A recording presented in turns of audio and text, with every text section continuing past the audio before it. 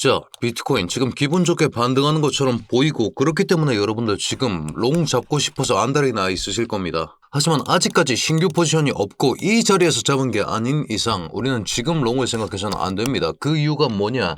기관들이 팔고 있습니다. 30분 봉으로 봤을 때는 극단적으로 피바다에 가깝습니다. 1일 봉으로 본다고 하더라도 심각한 수준의 기관 매도세가 드러나고 있는 지금 여러분들이 반드시 알아두셔야 할 사항들 제가 지금 준비했으니까요. 좋아요 한 번씩만 부탁드리면서 오늘 내용까지 자세히 한번 들어보시죠.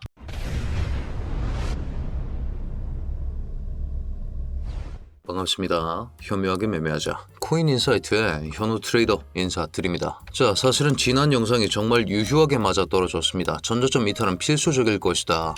반등이 나온다라고 했을 때 우리는 737에서 749에 존재하고 있는 이 오더 블록, 여기에 중단선을 침범하지 않는 경우 일단은 이 오더 블록을 활용하면서 숏 포지션을 익절하고 중단선을 침범하지 않는다는 게 확정이 되었을 때 롱을 트라이 해볼 수 있다라고 말씀을 드려왔었죠. 영상 내에서도 공유드릴 수 있었던 숏 포지션 74.3K에서 익절한 후에 해당 저점 74.3K 여기 어디입니까? 이 오더 블록의 중단선이었죠. 오더 블록 중단선이 74.3K인 것까지 여러분들 확인하실 수 있을 겁니다. 여기를 지켜줬기 때문에 77호 돌파 여부에 따라서 갈린다. 분기점인 만큼 절반 줄이면서 리스크 관리하겠다라고 말씀드리면서 77.5K에서 절반 익절한 후에 지금 이 포지션을 그대로 진행 중에 있습니다. 아니 현우야, 지금 롱 잡지 말라고 하면서 너는 왜 포지션을 들고 있느냐? 여기가 분기점이기 때문입니다. 여러분, 급락이 왜 쏟아졌습니까? 우리가 여기서 이 숏 포지션 어떻게 공략했었습니까? 자랑하겠다고 틀어놓은 게 아닙니다. 가격에 집중해서 보십시오. 여러분, 여기 이 장악형 캔들의 출현, 우리는 이걸 오더 블록이라고 부릅니다. 오더 블록 778부터 784 구간까지 여기 이 자리에 대해서 결국 중단선으로 돌파해주지 못했기 때문에, 돌파 마감을 해주지 못했기 때문에 그걸 관측하면서 우리는 숏을 설계했었습니다. 무슨 얘기냐? 여전히 이 오더 블록 저항 구간이 유효하다는 얘기 또한 되는 상황. 그런 상황에서 어떤 분기점이라고 하신다면 우리가 BTC 1 느낌표라고 해보았을 때 비트코인 퓨처스, CME 거래소에서 하는 비트코인 퓨처스 선물 차트가 이런 식으로 나옵니다. 자, CME 차트의 특징은 이런 식으로 갭 구간들이 존재를 한다라는 것인데, 우리가 1시간 봉으로 보았을 때 제가 말씀드리는 분기점이 바로 여기입니다.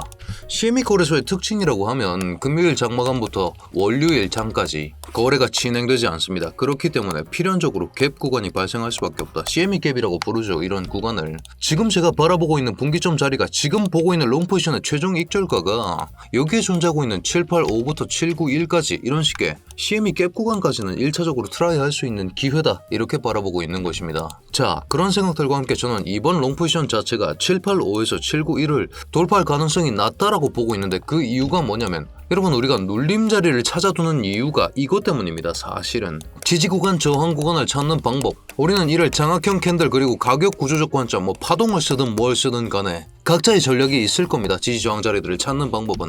하지만 이 자리들에서 실질적으로 기관들이 내가 들어가고 있는 그 자리를 받쳐주고 있는가, 그 여부를 검증하면서 매매를 해야 한다는 것이고, 그런 생각을 해보았을 때 지금 비트코인 차트 자체가 핵심적이었던 눌림 자리 어떤 자리였습니까? 날봉상에서 지금 시장이 가장 신뢰하고 있는 저점과 저점을 연결한 이런 식의 지지선, 여기 딛고 올라오는 형태이기도 했고, 4시간 봉상에서 마찬가지로 이런 식의 상승 추세가 하나 있었죠. 상승 추세를 받쳐주면서 만들어진 이 구간 내부에서 출현했었던 장악형 캔들, 이 두 가지 구간이 받쳐주고 있었던 자리였기 때문에 이 박스를 익스텐드 라이트를 한번 해보겠습니다. 여기 이 자리가 지금 이 자리라는 거죠. 받쳐줄 만한 자리는 맞았다. 개미들이 모두 보고 있었던 자리는 맞았다. 하지만 여기 이 자리에서 기관은 팔았다. 무슨 얘기냐? 여기서 개미들끼리 롱개미, 숏개미 서로 피터지게 죽이고 있다라는 겁니다.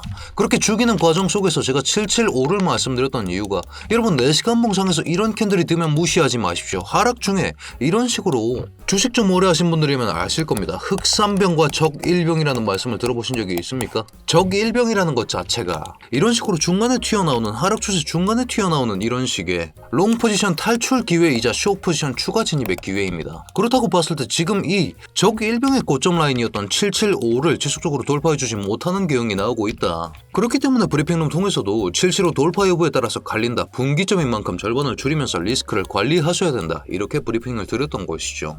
이런 식으로 여러분 각 포지션에 대해서 어디서 내릴지 또 어떻게 할지는 근거에 기반해서 매매를 진행해야 됩니다. 이런 핵심적인 자리들 저는 영상에서 공유드리고 있고 그 자리들에서 어떻게 판단하는지는 실시간으로 여러분들께 공유드리고 있습니다. 여러분들께서도 이런 식의 실시간 브리핑 받아보실 수 있게끔 제가 고정 댓글에 입장 링크를 남겨뒀습니다. 다만 여러분 입장 전에 아직까지 구독, 좋아요 눌러주지 않으셨다면 지금 한 번씩만 눌러주신 후에 입장해 주시길 부탁드리겠습니다. 자, 그렇다면 지금 상황을 한번 요약해 보겠습니다. 분명히 반등이 나오기 정말 좋은 자리는 맞았었죠. 반등 자리는 맞았습니다. 하지만 그 자리에서 오히려 기관은 던지는 이런 식의 모습이 나왔었다. 이번 반등 기회를 활용하면서 맥시멈으로 올라가도 이 오더블록 돌파 여부를 1차적으로 검증해야 되며 이걸 뚫어준다고 하더라도 BTC1 느낌표 차트 CM이 갭만 채우고 다시 한번 떨어지는 그런 형태가 나올 가능성이 정말 높다라는 생각과 함께 저는 롱을 본다면 지금부터는 짧게 봐야 하는 그런 장세가 나오고 있다. 롱을 길게 보냐 마냐는 내가 판단하는 게 아닙니다. 그 자리에서 기관이 들어왔냐 이걸로 판단을 하는 것이다. 이렇게 강조를 드리고 싶습니다. 특히나 우리가 지금 반등이 나온다고 잡아뒀었던 이 박스 구간 여기를 왜 신뢰할 수가 없습니까? 거래량이 생각보다 너무 미약했었기 때문에 여기는 그저 후보에 불과했었다. 이런 생각을 반드시 가져가셔야 한다는 거고 아니 현우야 그래도 시장이 지금 신뢰하고 있었던 지지선 아니냐. 여러분 이런 지지선들을 기관들이 진입하기 위해서 활용하기 위해서 필연적으로 나오는 과정들이 있죠. 이런 과정들 제가 여기 날짜 맞춰보겠습니다. 안 보고 맞출 수 있습니다. 이때 4월 7일입니다. 왜 4월 7일일까요? 4월 8일이 언제인 줄 아십니까 여러분? 모건 스탠리, 비트코인을 쓰레기라고 부르던 세계 최대의 투자 회사 중 한 곳이 MSBT, 비트코인 현물 ETF를 출시했던 게 4월 8일입니다. 무슨 얘기냐?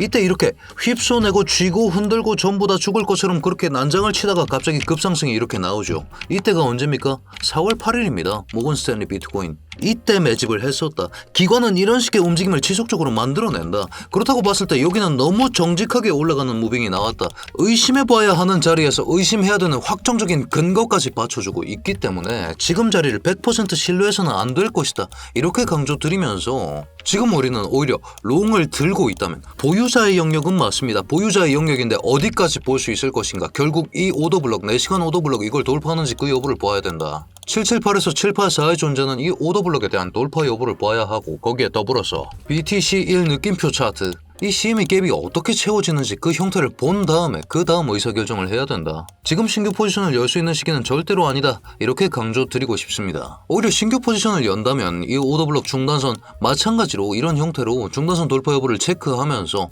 오히려 숏 포지션 위주로 매매하는 것이 올라오면 숏을 치는 게 조금 더 유리한 전략이다. 뭘 근거로? 기관이 받쳐주지 않고 있다는 것을 근거로 거기에 더불어서 미 국채 10년물이 4.5% 여러분 차트 개혁만 보십시오. 날아가려고 하지 않습니까? 안전자산에 대한 선호가 올라갈 수 있다는 근거로 이 두 가지 근거를 기반으로 저는 올라오면 오히려 숏으로 대응을 하는 것이 훨씬 더 좋은 전략일 것이다. 지금 당장 비트 차트 자체만 하더라도 이런 식의 저길병 고점을 넘겨주는지 그 여부 또한 파악을 해봐야 하는 것이지 여기 맞고 죽을 수도 있고 여기 맞고 죽을 수도 있다. 맞고 죽을 자리가 너무 가까이 많이 쌓여있기 때문에 지금 쇼츠기기면 적당히 하고 다시 한번 내려꽂힐 가능성에 대해서 저는 조금 크게 보고 있다는 사실을 여러분들께서도 기억해 주셨으면 좋겠습니다. 올라온다고 하더라도 795에서 803 이런 구간 어딥니까? 급락이 쏟아졌죠. 거래량도 확인합니다. 거래량 또한 동반이 되었습니다. 거래량 동반되면서 직전 꼬리와 직후 꼬리만큼의 갭 구간이 생성된다. 여기 또한 우리가 FVG라고 부르는 저항 구간이다. 상단에 돌파해야 되는 저항들이 여전히 빼곡하다. 그렇다는 것은